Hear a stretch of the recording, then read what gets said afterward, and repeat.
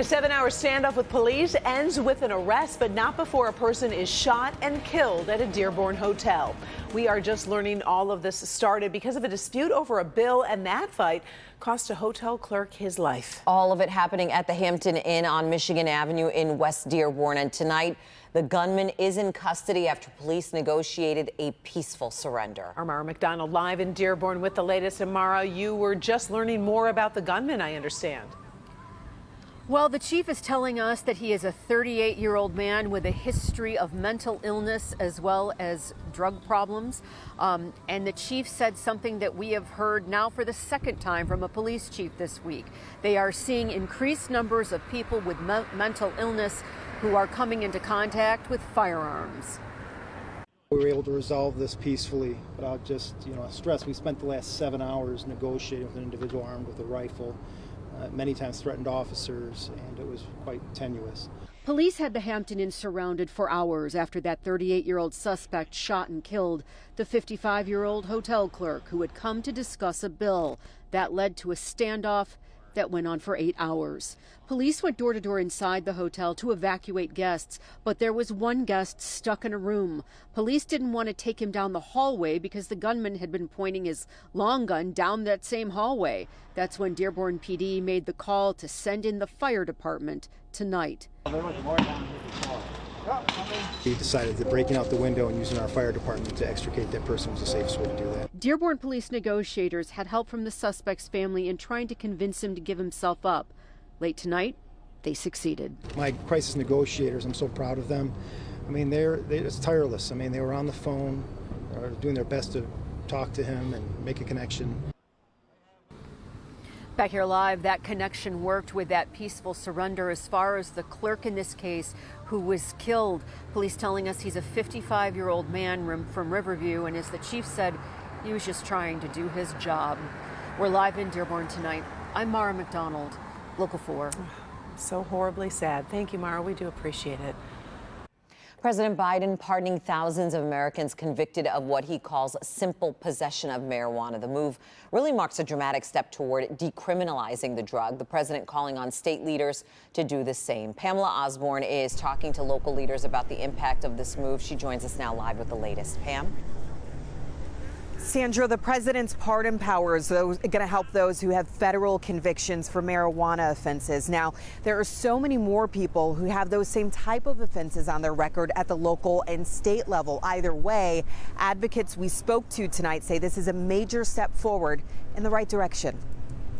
With the swipe of a pen, 6,500 Americans carrying convictions for marijuana use or possession had their records of that wiped clean. No one should be in jail just for using or possessing marijuana. The president went even further, ordering a review of a federal law which classifies the drug, now legal in 19 states, in the same category as heroin and fentanyl. I think it's long overdue. Reverend Wendell Anthony, president of Detroit's NAACP chapter, has worked for years to help people get their records expunged. He's seen the big impact the minor offense can have even years later. As relates to being able to go and purchase a house, to rent a house, to get a significant job, or to get educational assistance and support, it has created barriers for that. And so now the barriers have been brought down as a result of this ruling by the president. So many people have faced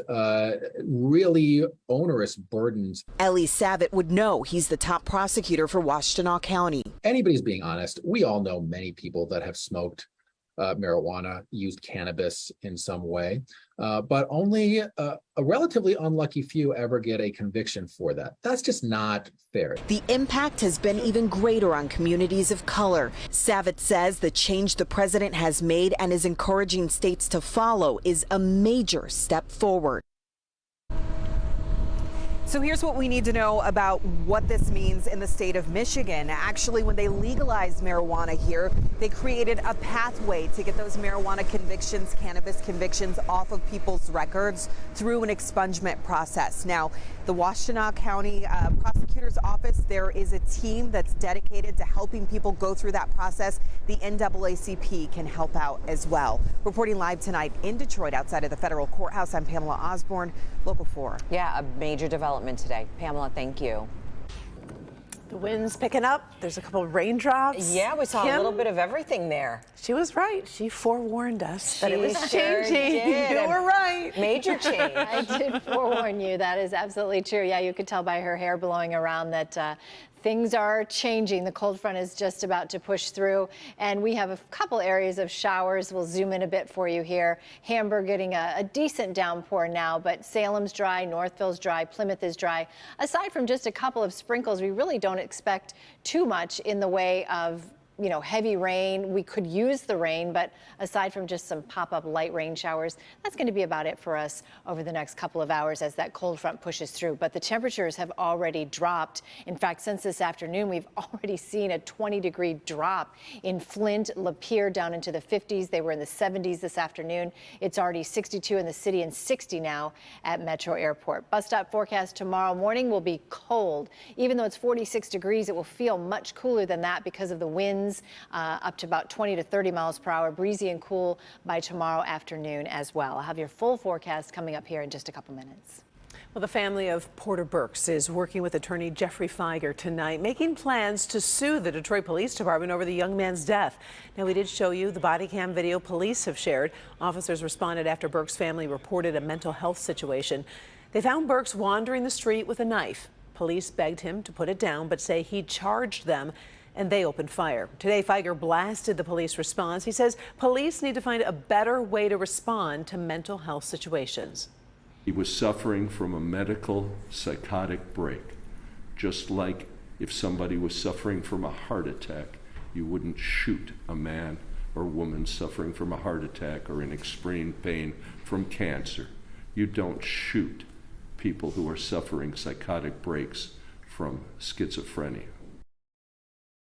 DPD is defending its response with a statement that says in part, quote, DPD is proud of the many times we have achieved safe outcomes with armed and mentally ill individuals by relying on trained interaction and a great deal of patience. The officers hope to achieve the same outcome with Mr. Burkes until he charged at an officer with a knife. The officers had only 5 seconds to stop the threat. We'll keep you posted on new developments. A Waterford Township man is sentenced in the plot to kidnap Governor Whitmer. Caleb Franks will now spend 4 years in federal prison. Sentencing guidelines suggested a minimum prison term of 12 years, but Franks was granted a break by the judge because he testified against 2 of the plot masterminds. The judge said Franks made the right decision to come clean. In federal court in Grand Rapids today, Franks apologized to Governor Whitmer for the plot, saying he does regret his decisions. We've got an update tonight for you on that deadly accident in Novi. Take a look. This was the scene Monday after a suspected drunk driver hit a tree on Cranbrook near Nyland. The crash killed a 32-year-old man from Novi who was a passenger in that vehicle. Police say the driver was this man, Donovan Lycete. He is now being charged with 2 counts, including operating while intoxicated, causing death, a 15-year felony. Another passenger suffered a broken leg. Police believe both speed and alcohol were factors in the crash. Loved ones of a missing father from Lincoln Park are really desperate for answers about what happened to him, even if it confirms their worst fears. Crime Stoppers offering a cash reward, and today the family of Henry Fields came forward with a plea for help. Kim DeGiulio reports they do believe information is being kept from them as they're trying to seek closure. Henry Fields was last seen here in Lincoln Park in mid-July, and even though it's been nearly 3 months since his disappearance, his family still has very little information about what happened on the night he went missing. Just give them back to us. Henry Fields' family is begging for answers. There's people talking. They're talking amongst each other. They're just not talking to us. The 49-year-old father was last seen at a bar on July 17th in Lincoln Park. We do hear that, he was last seen with a friend at a bar, and he possibly may have gotten into an altercation. So anybody who may know something about that incident, it could be helpful. The family has reached out to Henry's friend, but has gotten little information back. At this point, he's not returning calls or messages. Okay. And he didn't seem to remember much of that night. On September 13th, Henry's brother says he found the vehicle that Henry drove in southwest Detroit. It was still powered up. When I leaned on it to look at it to make sure it was his vehicle, the alarm immediately went off. At this point, Crime Stoppers needs more information. They're currently offering a $2,500 award for a tip that could lead them to the location of Henry. I just want my brother found, so we can have some type of, closure where he's at, so he can get back with his family, because his family loves him and misses him. Again, if you have any information that could help find Henry Fields, you're asked to call Crime Stoppers.